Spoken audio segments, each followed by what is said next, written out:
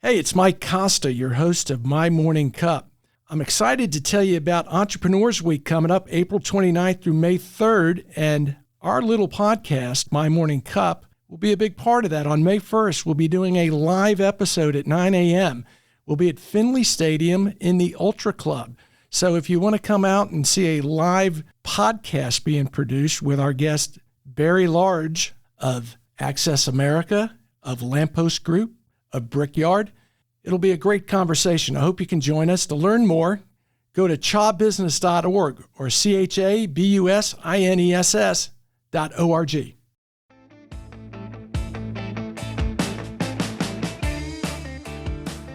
Welcome to My Morning Cup, a podcast produced by Costa Media Advisors and brought to you by the generous support of the Tennessee Valley Authority. To learn more about TVA's impact on our community, follow TVA on Instagram at TVA and on Twitter X at TVA News. My Morning Cup, where we have interesting conversations with genuine people. I'm Mike Costa, your host.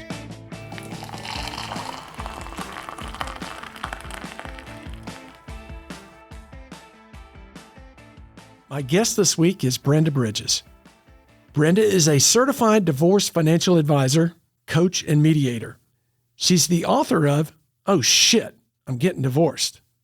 Brenda, welcome to My Morning Cup.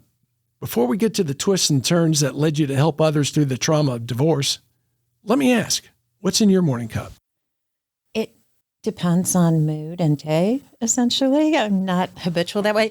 I'm trying to be more mindful of it. And when I am mindful, then I'll wait until about 10, 11 a.m., have my cup of coffee, put some MCT oil in it, put it in the little ninja thing, froth it all up. It's really good. On other days, I'll just have, a cup of coffee from my Keurig when I get into the office. I may or may not put cream in it. What is MCT oil? MCT oil is, it's a coconut oil derivative, so it can prolong a fasting state. And fasting has been shown to be really good for brain health. And I have a mom who has Alzheimer's. Yeah. So it's one of the ways to promote brain health. Over the last few years, it's been kind of the rage with where you don't eat for 12 hours. Intermittent fasting. Fasting. That's the word I'm looking for. Yeah. And a lot of people do it for weight loss. In this case, it really is supposed to be good for your brain. Well, and I think the interesting thing about that is there's so many religions that fasting is a part of it. Yeah, we're in Ramadan now, right? Yeah, exactly. So there's got to be something to it that if you look back at something as ancient as what our religions are, and fasting's an integral part of Ramadan, fasting's a part of the Christian faith, in terms, particularly we're in Lent. You know, I just find that interesting. But we're not here to talk about fasting. I know, that's why I was like, I could go down the rabbit hole on this. I know. So we talked a little bit before we started the podcast, and I do want to get to the title of your book and what you're doing now. But I do want to start where you started. You grew up in Ohio, huh? I grew up in Ohio. Yeah. Grew up a little Buckeye. A little Buckeye. Are you still a Buckeye fan? I was never a Buckeye fan.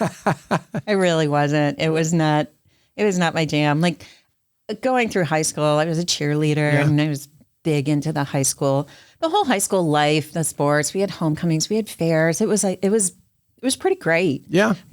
All the normal teenage angst and all that stuff. But we're in Ohio? Canton. By the time I was a teenager, born in Cuyahoga Falls, or, the beginning of my life until I was 12. And then we moved to Canton.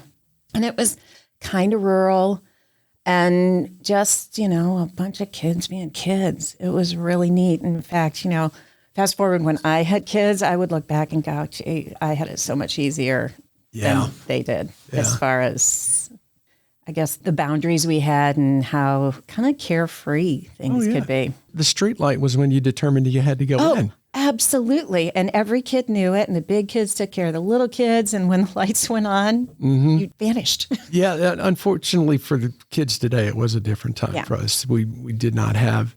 There's so many more connections today, but those lack of connections then I think gave you more of a freedom of being a kid and get on your bike and ride all day. Yeah, and a kid community and hierarchy and stuff like there was when we were littler, our neighbors had a loft in their garage, and it was like nothing fancy, but they decorated it with posters and stuff like that.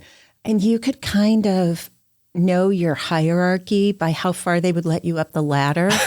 And your aspiration was to be able to get in the loft someday. You know, that actually the big kids are going to let you in there. It was just different. And it's really simple. What age as a kid did you get to the top of the ladder? I never got to the top of the ladder. No? I think the older kids outgrew it and they went on to probably dating and other things. So, yeah. But it was good to have aspirations, right? Yeah, exactly. And you grew up in Canton, Ohio, which is Pro Football Hall of Fame, which I'm sure the town is dominated by that. Which I never went to until I left. Did you not? No. Well, I would go to the Hall of Fame weekend because they would have the cheerleaders go to the events and, you know, dress up in our little cheerleading outfits and shake pom-poms. So I would go to those events, but the actual Hall of Fame, I only went to after I moved away, and it was because people would say, "Oh, Pro Football Hall of Fame." And after a few years, it's like, I really should go to that thing. Yeah. And it's wonderful. It was, you know, even for not a football aficionado, it was really interesting. Well, and it is interesting that people who live in a town where there's a well-known tourist attraction are usually the last ones to get there. I bet you could go talk to 10 Chattanoogans on the street and they'll say, "No, I haven't been to Rock City." Right. Yeah, because it's always going to be there. Yeah. So what were your aspirations when you were a kid? Because divorce coach is an unusual title. Oh, fell way into that one, yes. Yeah, that was a zigzaggy path. When you were 12, 13, you didn't say, "Hey, I know what I want to do. I want to be a divorce coach." No. Even when I was 50, I didn't say I wanted to be a divorce coach. So when I was a kid, you know how you take those aptitude tests and they kind of narrow down and say, this is what you can be? Mine was kind of like, you can do whatever you want, which didn't help much. Yeah, you want a little direction at that point. It's like... So I floated around in what I wanted to be. A designer, an architect, an engineer. I applied for college as an engineering student, and then I switched real fast because I only applied because, and we're kind of coming full circle now because it's very popular again, but in the 80s, and I will date myself, when I went to college, like being an engineer was do that. You're going to have a job forever. It's really secure. And when I thought about it after I graduated and before I went to college, I was like, I'm not an engineer. I might be good in math and science, but that is not my jam. So I got my degree in advertising. Okay. So we're similar degrees. I went to college about the same time, got a degree in public relations journalism. And my dad was a mechanical engineer, and he would look at me and say, "What the hell are you going to do?" What do you do? Yeah, my dad was a draftsman. Yeah, well, very similar. Yes. Yeah, because and my older sister is an engineer. Yeah. Yeah, I deviated. So where'd you go to school? Michigan State. A Spartan. A Spartan. Yeah. And so you go for advertising. I know you kind of worked your way through college too. I did. Talk about some of those early jobs you had. Oh, geez. Food service jobs. Like my first job was, this is back to the cheerleading, seems to be a thing I haven't talked about in decades, and here it is. Jobs were really hard to find when I was in high school. I put in 50 applications to get just, a minimum wage starting job. A high school job. A high school job. Could not find a job to save my life. I finally got hired at Burger King. The reason I got hired was because the gentleman who was managing that store had been laid off from his job. So he was doing this interim until he got called back, and he was really angry about it because he did not want to be managing a Burger King. But he was in charge of hiring, so he only hired cheerleaders. So the only reason I got the job was because I was a cheerleader. And it was funny because, you see all the other cheerleaders throughout the towns where you'd play games, and then you'd see them at work again because there they were. So that job, I was on the late night shift, so I would work from usually 11 at night until 4 or 5 in the morning, and we would close down the drive-thru and then clean. Cleaning the fry baskets, cleaning the shake machine. It was not a glamorous job. What did it teach you, though? I don't have a great answer for that because I think I just expected to work hard to get paid. Yeah. It's kind of how you were raised. Yeah, it was a good balance. I went in, I did my job. I tried to do my job as well as I possibly could. I guess what it taught me is, while there were aspirational jobs like in that little first job of mine, the aspiration was to work the drive-thru. The drive-thru was the cool job out of all the Burger King jobs. But I didn't mind cleaning the fryer, and I had to clean the fryer in order to be trusted and prove myself that I could work the drive-thru and be trusted with money, right? In that way. So it was just kind of a natural evolution of you do what you're told to do, you do it as well as you can, you will get a paycheck, you will keep your job, and if you work really hard, you'll probably move up. Even if moving up is just to the drive-thru. And food services is a great example of that because I worked in food services through high school and college, and it's very hierarchical.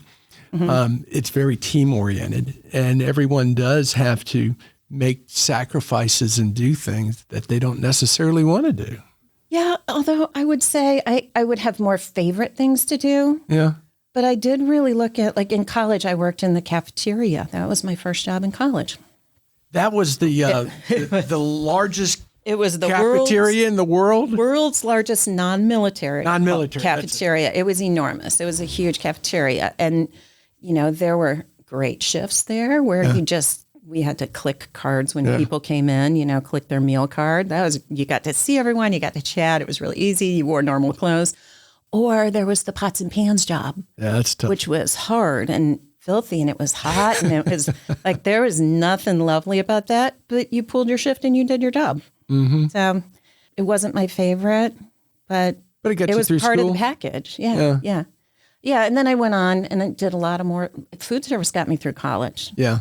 I was a TA my first year, and that was kind of fun, and it was aspirational because I was the only freshman by year. I was going to say, a freshman TA is unusual. Mm-hmm. I went in with some credits, and I was in the honors college, and I had a lot going for me as far as getting noticed. Mm-hmm.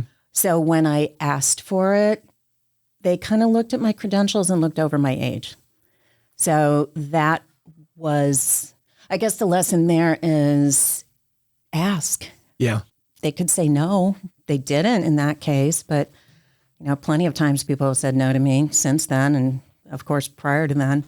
But that part was good, but that was more for the career building, resume building, learning. But you went in as a freshman, and really freshmen aren't teaching assistants at that point. Mm-mm. And you said to yourself, I've got the credentials. Can't hurt to ask, can it? Right. Yeah. And I took the course. We were trimesters at the time, so I took the course first trimester and then asked for the job second. And by the third trimester, I was a TA for it. And that also helped me get through school. Yeah. Because that's a paid position. Yeah. Then I worked in the cafeteria. I worked in restaurants. And I kept moving up in restaurants. I started at the Burger King, then I was at the Big Boy, and then I was at a steakhouse. So I guess everything notches up. Do you have a love of cooking today because you worked in the restaurant business? I have always had a love of cooking. Yeah. That was my therapy. When I was a kid, I would cook. My mom was a very good sport because I would get a bee in my bonnet too. I want to make a Black Forest cake. And she would take me to the store and get all the ingredients to make the Black Forest cake. And I would cook away, or, one weekend it would be like, I'm going to try bread. I'm going to make tortillas. My dad would make me a tortilla press, and I would make tortillas. Those are good parents. Yeah. Yeah. They were very encouraging as far as making of things. Yeah. What's your favorite thing to make now? Ooh, I don't know if I have a favorite. I don't often repeat recipes. Yeah. Do you follow recipes? I improvise a lot. Yeah. So you're a cook then? Yeah, I'm a cook. I'm not a baker. Right. My daughter is an exceptional baker. It was much too measurement oriented for me. Yeah, you need a little of this and a little of that. Yeah, and I'll just start with ingredients and then make food. Or my daughter is now a chef in New York, and she's cooking actually tonight. She's cooking a private dinner.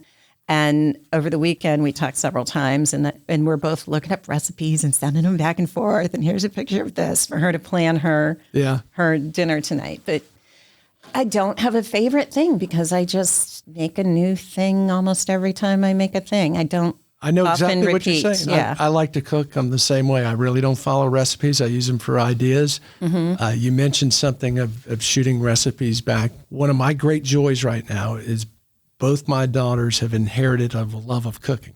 So I'll get a picture of their meal that they made on Friday night. You know, Yeah, look, Dad, it's I great. made this, and this, and it's okay. Or give me your Italian spinach recipe. Yeah. All of those things are very heartening. And we'll be back on cooking talk here in a minute.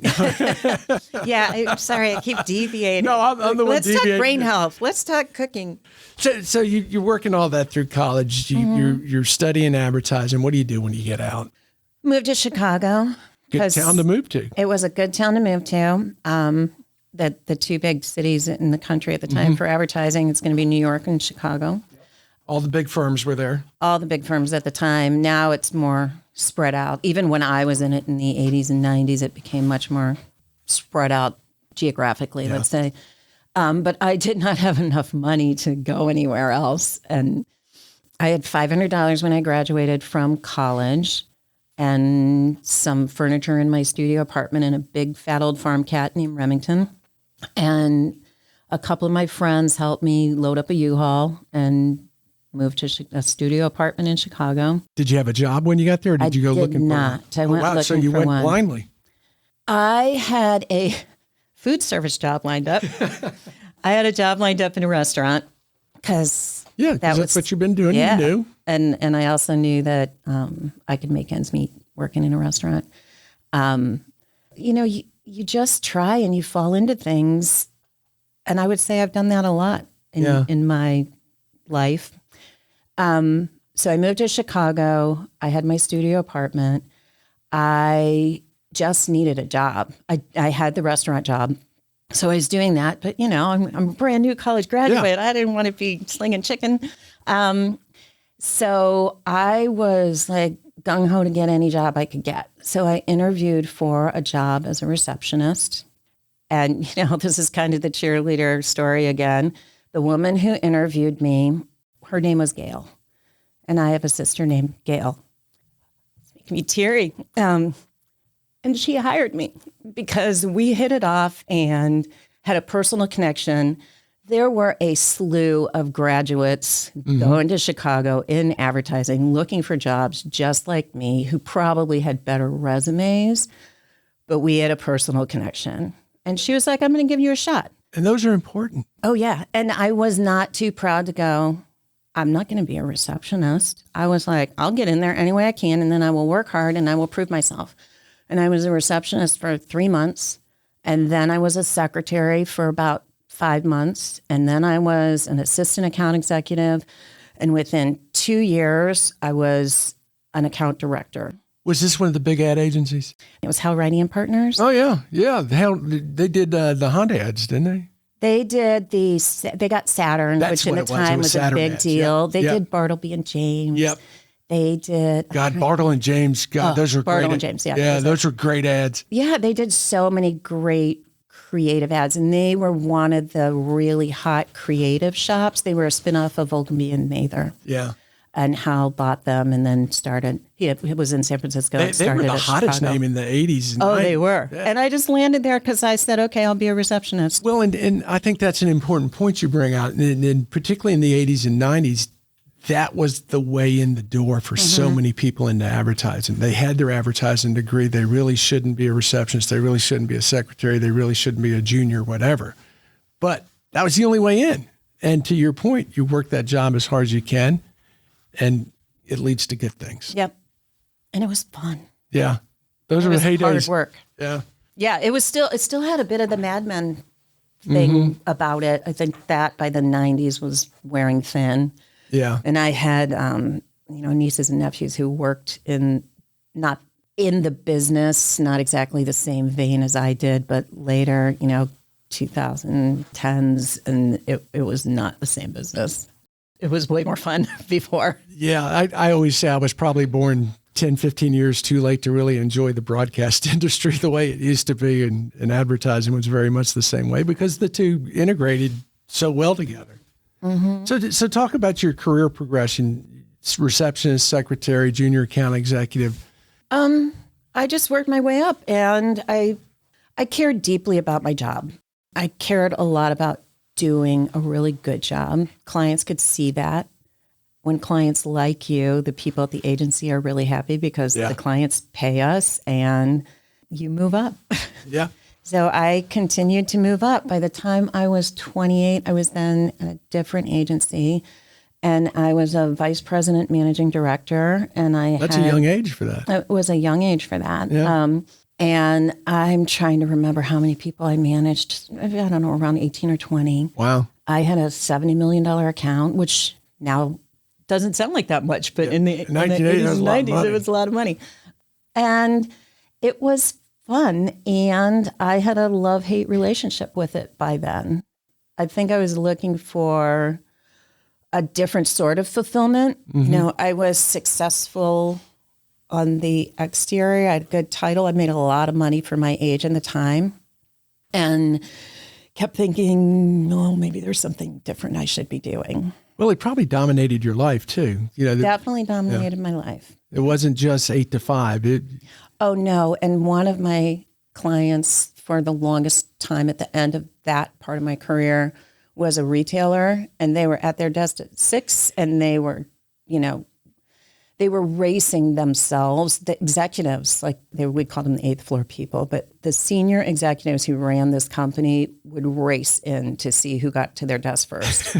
And they would think nothing of calling me, and I better be at my desk. So I would go in at 6. And, you know, if we were finishing a commercial and it had to ship, we'd be in an editing studio until 11, 12, 1 in the morning, dependent on the day, but you never left before 7 or 8 at night. So they were long hours. Even if you were in that studio till 11 or midnight, you were still expected to be at your desk at 7. It wasn't, I work till midnight, so I'm coming in 4 hours later. No. They took no free pass. You took no free pass.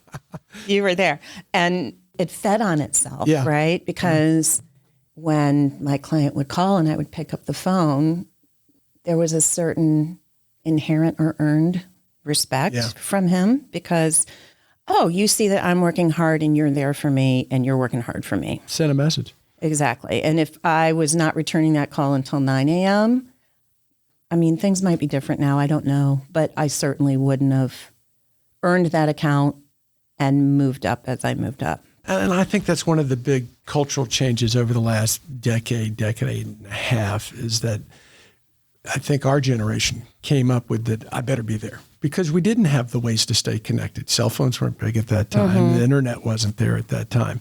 So you had to be at your desk because if that phone rang, by God, I'm not going to miss that call. Mm-hmm. You know? Yeah. And the, you know, looking back, was it very balanced? Probably not. But I was in my 20s and I had no kids, and it was a different space of life. Yeah.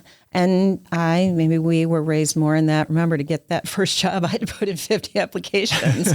So, you know, by God, I'm going to keep this job, and I'm going to, they weren't easy to come by. No, not at all. So how long did you do that, and what did you do next? I did that until my early 30s.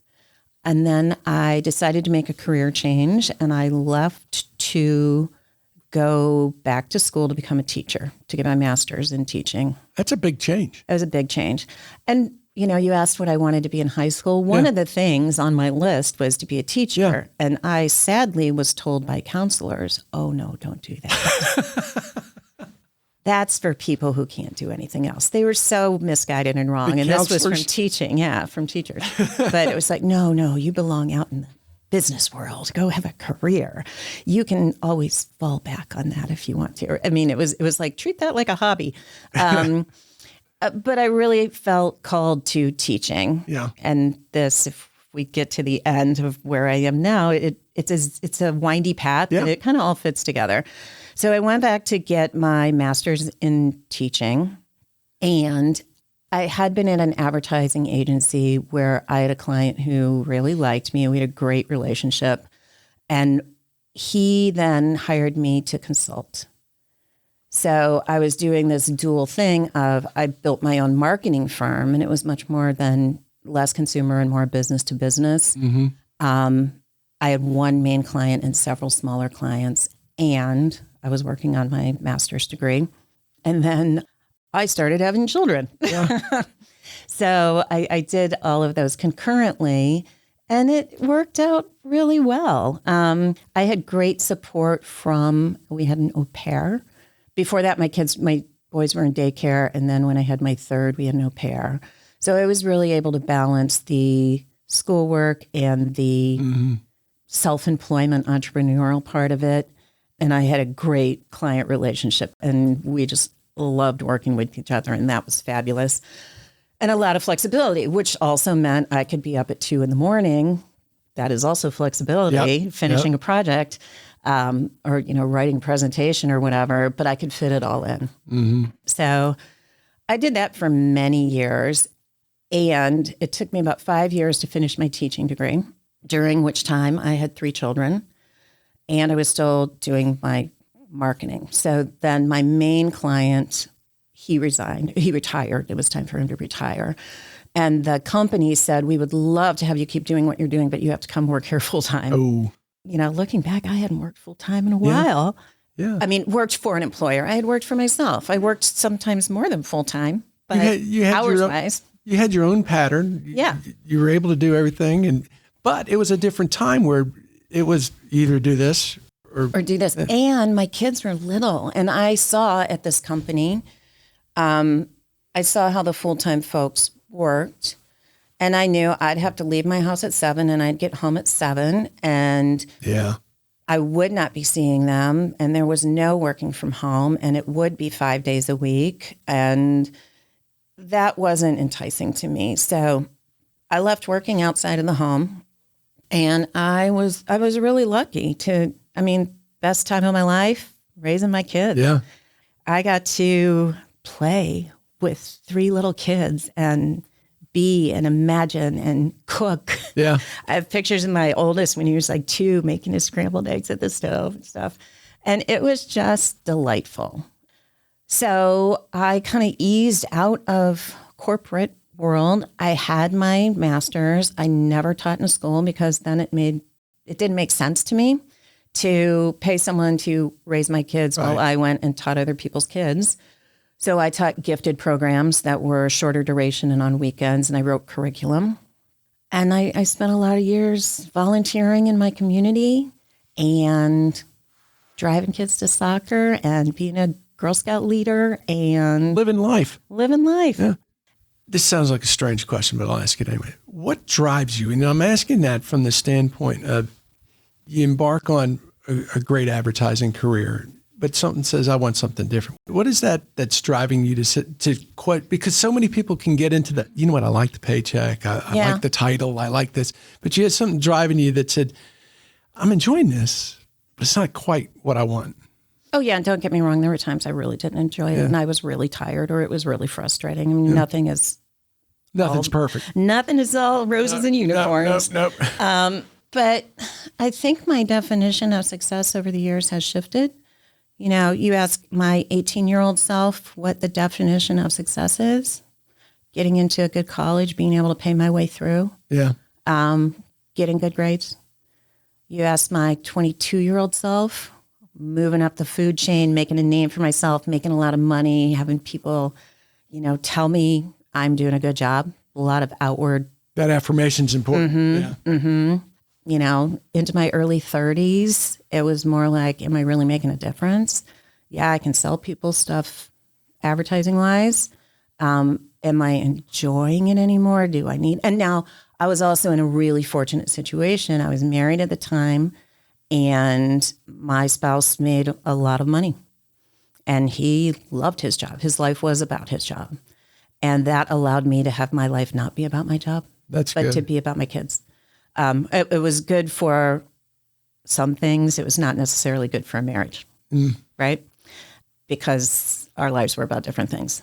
Yeah. So in my 30s, it started like switching to education, I think was more of I have the privilege and option of doing something that I feel is more of a give back that I'm really interested in doing. I found teaching fascinating. My degree was in special education, what it was called at the time. Mm-hmm. So learning disabilities and behavior disorders. And I kind of looked at that crew, especially the kids who were labeled with behavior disorders, as a forgotten bunch who tended to be shoved in a room, and that called to me. And like I said, so I got the degree and did a lot of student teaching and did volunteering in schools. I think the skill set I learned applies to many, many, many other areas, not just kids who are receiving differentiated services in schools. And then, in my 30s, I had my kids, and into my 40s. And the most important thing was being there as they went through their things, for a long time. That's really important. It was. And I do not ever underestimate what a privilege that was to have that ability to spend time with them. And I still had the opportunity to, I had friends, I had activities, I volunteered, I played paddle, which is not a thing down in Chattanooga, but it was really fun. Played what? Paddle? It's platform tennis. Okay. Which it's this weird sport. It's usually only in the north because it's more of a cold weather. It's outside in a small court, like a pickleball court, with a chicken wire cage. So you're inside walls, and you play kind of like tennis doubles, but with a paddle, not a racket, and you can play it off the wall. It's just, it's a way to make really long Chicago winters bearable. The chicken wire got me. Yeah, 'cause it bounces. The ball bounces off the wires. So you've gone through all this. You're doing the teaching. You're raising your kids. Raising my kids. My kids are getting a little older. Yeah. They're more self-sufficient. And I went, what now? Yeah. And so then what I was became next? a yoga teacher. So I loved yoga. Yoga from the time my first child was born was the thing I always kept returning to. It would just call me back. I felt it was very healing. I mean, not just the physical part of it, but the entire practice of it. So I became a yoga instructor and then was building a practice teaching, and then life took a turn. Well, let's talk about the turn, because it gets us to what you're doing today. It does indeed. So I had just started maybe a year and a half into yoga, and my then husband lost his job. And when he lost his job, he took a break. And that break looked like pretty much becoming isolated and watching a lot of TV, Seinfeld and Black Hawk schemes, and sitting in a recliner. And his mindset was just he was taking a break. When he lost his job, I looked around and went, well, yoga does not have benefits. Yoga will not send kids to college. Like it truly was a very good, fun, now we would call it side hustle, I guess. And this might not have been correct. Had I buckled down and really tried to make a go of yoga, maybe it would have been different. But I just thought, this isn't the thing I should be doing as a responsible parent right now. He's taking a break. I need to get a job. So I became a financial advisor. I get that, where you're coming from. You feel responsible. Yeah. And I had, as I said, I had a lot of privilege. Yeah. You felt, in a great sense, it was your time or turn to step in and carry the majority of the weight. Yes. And do something. And I looked at marketing and advertising, and honestly, I felt like I had aged out in many ways. I didn't have contacts anymore. I didn't relish the thought of going back and working for how's this for a turn of events? Because I would have been like the people who worked for me when I was in my 20s. So it would have been me going back and working for someone in their 20s, and me in an underling position. And that just was not attractive to me. And I kind of felt like it's changed a lot. And it wasn't been there, done that. And that's not moving forward. So became a financial advisor. And that was just a lot of studying and certifications. My financial advisor for a decade had been telling me, you should do this, because she would come in for our review meetings, and I've had all my spreadsheets done, and I was really into it, and I did the family finances. So not having any idea what I was getting into, I said, okay, I'll do this. And then I did that, and that was perhaps often jumping into the unknown serves me. Mm-hmm. I don't know if that time it really did. I didn't know what I was doing. I didn't know, not about the finances, I got that, but about where I was employed. And it really, I kind of had come from this, you know your stuff, you work hard, you do the job, all things work out. Right. And it was more of a sales position than a serving position. Although you often hear people in the industry tout, no, we're here to serve. But my experience in the beginning years was it was a sales job. And it was really hard. I was not good at it. I struggled. You know, you're supposed to learn how to pivot and how to find the pain points. And it felt incongruous, unaligned. And I was trying to figure out how to make that work. I was away from my kids, which was, I still had flexibility to go to their games and stuff like that to a degree, much more than if I was working a 9 to 5, which in Chicago would have been a 7 to 7 job. But it was not necessarily a happy career choice for me, which kind of surprised me. And it was really unnatural for me. I was not good at it.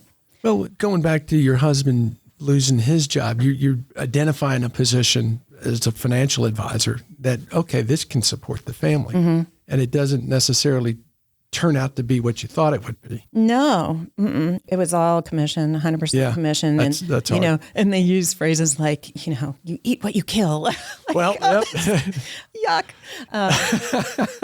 Yeah. Like, I'm a vegetarian. I don't kill things. Well, and from your point of it being more of a sales job, you've got to come in and build a list. You're contacting relatives, you're contacting friends, you're contacting people you've done yet.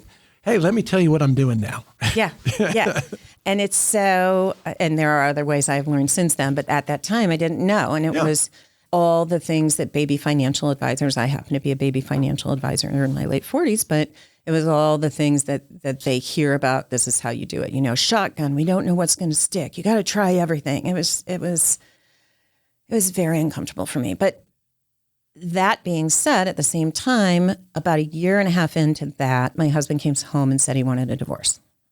Now, might be too personal a question. Was that just out of the blue? Did you have any inkling? I did not. Okay. I did not. So how's that hit you? That knocked me for a loop. Couldn't imagine. And I didn't handle it well. So I have since learned that usually when one spouse wants a divorce, the statistic is they have been thinking about it for 2 years on average. Sometimes more, sometimes less, but about 2 years. I didn't know that at the time. I should have, in retrospect. But now... How would you, though? I don't know. Things become clearer when you look back and go, oh yeah, I see that now. Yeah, you can see it now, but when you're in the middle of it, it's all just... Yeah. So, he just said he was done. Therapy didn't work. There's no glue. I'm out. And then he told me to leave and go to paddle practice. and I was in shock and I left. And we started down this terrible, terrible divorce path. And the people I work with, I encourage them. Like, they don't even have to like each other. And they might be very angry at each other, rageful, hurt. But you can still communicate. Yeah. And that just dropped. Like you need to. Yeah. Ideally. And we didn't. And it was a year and a half and a 6-figure divorce and very stereotypically soap opera bad. Yeah. But kind of like, well, I don't even, The War of the Roses, that old movie. Yeah, not as bad as Peeing on the Fish, but it's pretty close. I don't know that other people would have seen the movie, but there was a scene where someone peed on the fish anyway. But you've taken a job as a financial analyst that you don't necessarily love. It's not what you turned out to be. And then your world gets rocked even more with that. So how do you cope with that? Poorly. Like I said, I was completely stressed out. I drank way too much. I wanted to hide. And at the same time, my stress was like over the top. As you said, it's all about the work part of it. You need to find prospects. You need to find leads. You need to hone your sales skills, yada, yada. I'd be up at 2 a.m. trying to make call lists for corporations to talk to them about in-service withdrawals. Like, it was horrific. I was not present. I was not supported. And I was in a process that I didn't understand. I didn't know. Like, the inclination is to say, know your rights. But I didn't know what was right. Yeah. And that was different. And I didn't have space or support to figure out my next best step. So I think I made a lot of faux pas. And at the same time, I was kind of like, okay, fine, I'll show you. I'll do this myself. Yeah. I got this. And my ex, the day he told me that he wanted a divorce, he was still unemployed, I thought. I found out later that he actually had a job offer. And his perception seemed to be that he was going to move on with his life and his new job. And good luck to me. It's been nice. Or maybe it hasn't. I don't know, but I'm gone. He thought it would be easy peasy. I'm out of here. Yeah. And that's that, clean. Yep. And when it came to things like dividing assets, he was horrified and I was proud. And it was not, the whole thing was not well managed. And it didn't have, I think the biggest thing in retrospect, there was no professional saying, okay, here's the reality check. This is what would happen if you go to court, because here are the laws in our jurisdiction. So why don't you two just play nice and figure out, given this framework, what is best for your family and your futures? And that's how I try to frame things with my clients. And rather, we had folks who, and I liked them as people, but as professionals, they would really not give a lot of guidance. They would bill a lot of hours. They would kind of sit there and go, well, you guys work it out. It's like, where's the framework? Yeah. You know, and you're not supposed to, because if you're working it out of court, in their mind, you weren't supposed to use what would happen in court as a backdrop, but in actuality it is, because that's the recourse. So at what point did you take the lemons and make lemonade? When did the light bulb go off that you said, wait a second here, I've been through this and this is screwed up and I got a better way of doing this? When we were done, there were immediately mistakes were evident. So that was the first thing that was like, you got to be kidding me. These could have been foreseen. So that's when I did the Certified Divorce Financial Analyst degree certification. So I did that education course. And that was really that through your financial planning or financial advisor job, or how did you find out about that? I did it independently because the mistakes that were, the actual mistakes that were made were financial mistakes in our decree, which landed us 4 years later back in court. And I was a financial advisor and I didn't know them. What happens to people who don't know finances? Right.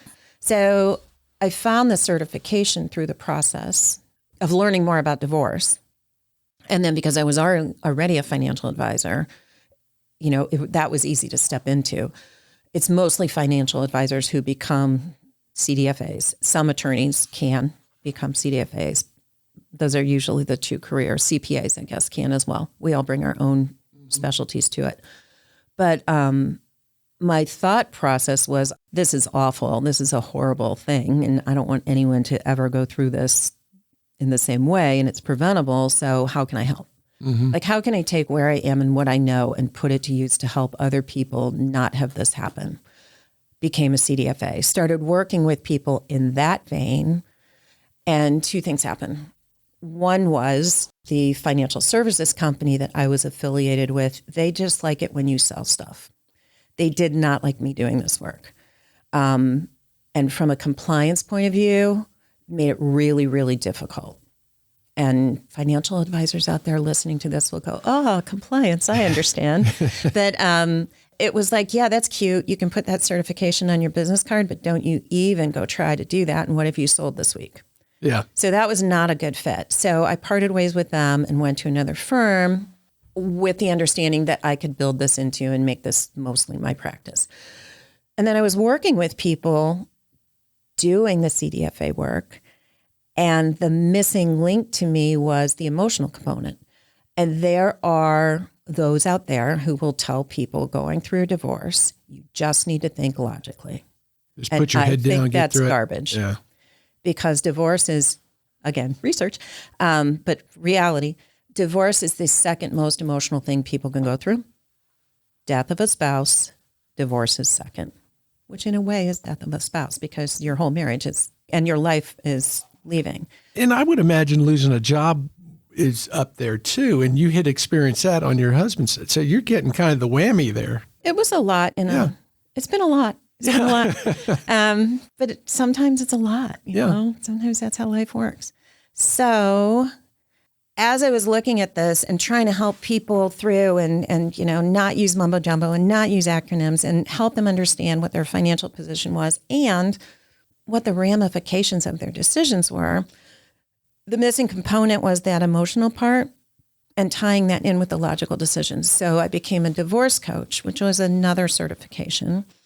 And that's really about helping people understand the process, manage the process, be empowered, have a thinking partner, have someone who is knowledgeable bounce their decisions off of and figure out what they want to do, because they're often making really life-changing decisions as they're going through divorce, and they might not have the correct support system for that.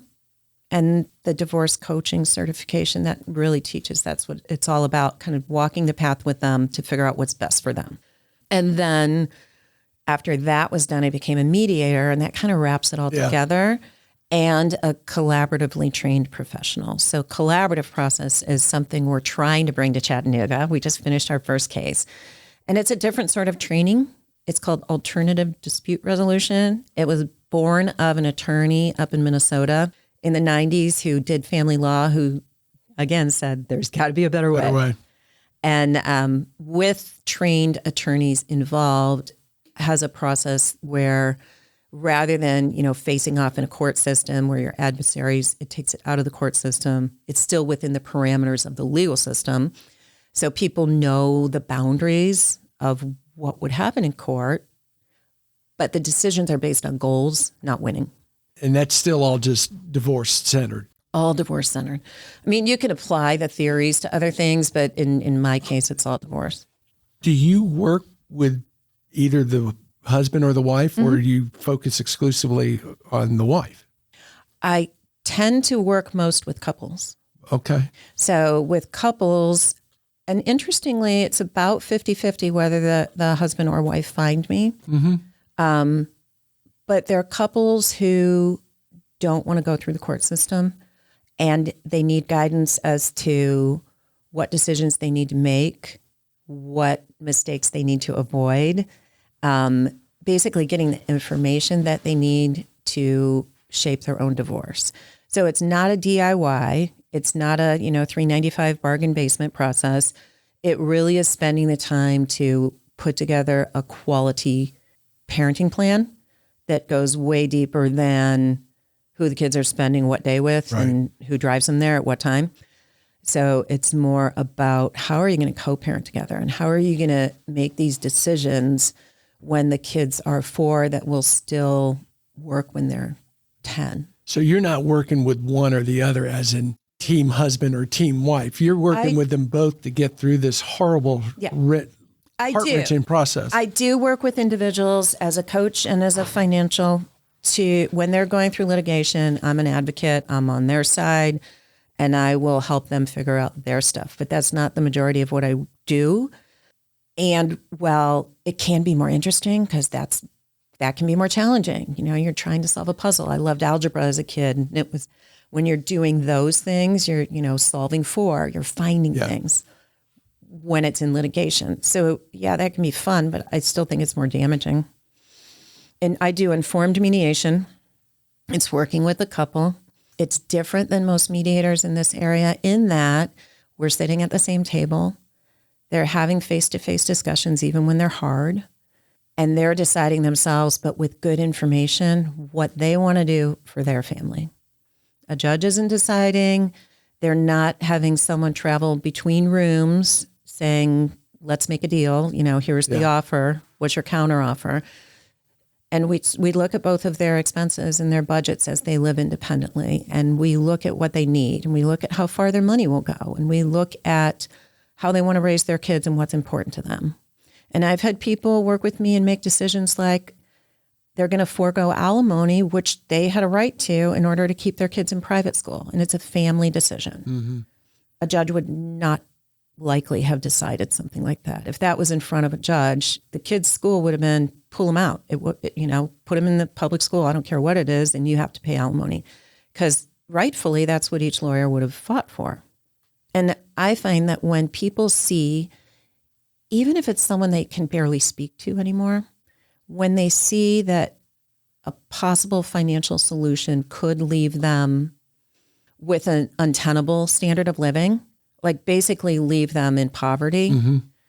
then they stop thinking about winning and they start looking at them like a human who they loved once and don't want to be in a horrible financial situation. And the financial decisions shift based on that because it's in context instead of, oh, I need 52%. Why? It's more.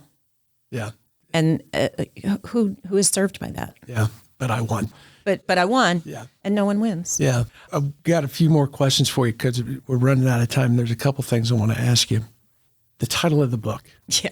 Talk about the title of the book, where you came up with it. I can imagine how you I came did up with not it. come up with it. No? No, my title was How to Divorce with Dignity and Grace.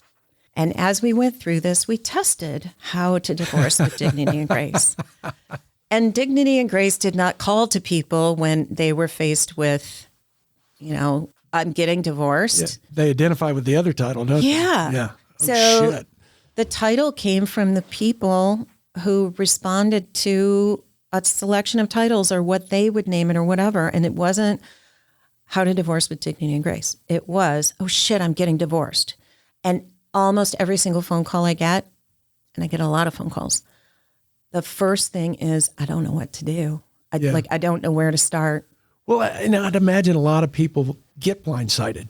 Mm-hmm. Yeah. Even the ones who want it. Yeah. My husband wanted it, but he wasn't educated about divorce when he said he wanted a divorce. Yeah. So there's a lot of education, necessary. So unfortunately, there are a lot of, like if you see on social media, someone will post, I'm getting divorced, and 50 people will comment, you need this attorney. They're a bulldog. This is what you need to do. No, you need a DIY. It should only cost you $200. Well, they don't know you other than you post it on Facebook.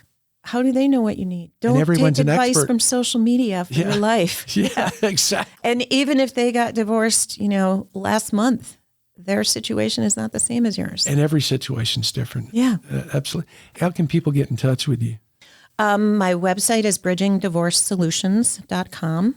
That's a good place to start. Good place to start. Yeah, you can set up an appointment there. The phone number is 844-306-0166, and that's also on the website.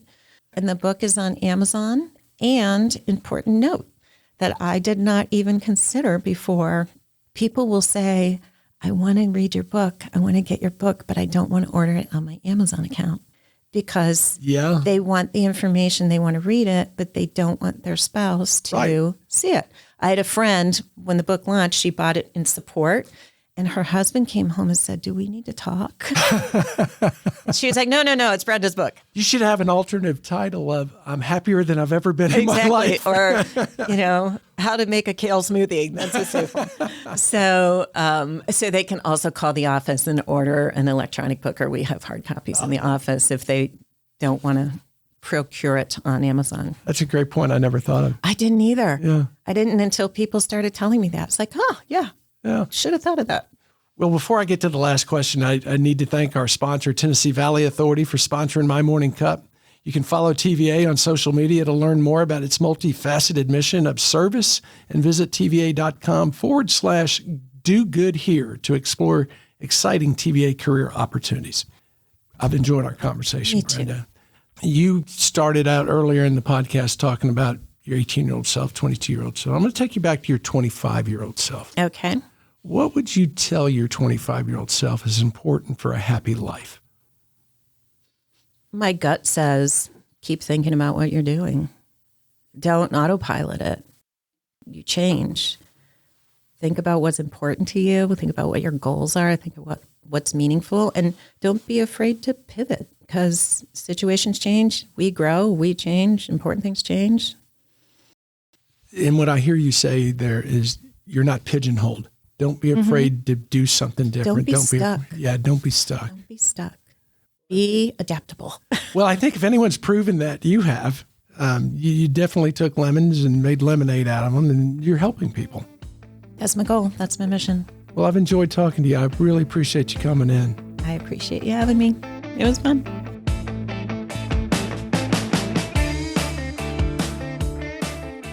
Thanks for listening to My Morning Cup, a podcast by Consta Media Advisors. If you liked this episode, please share it with a friend. I release a new episode each week, so be sure to subscribe on Spotify, Apple, Google, or wherever you listen to podcasts.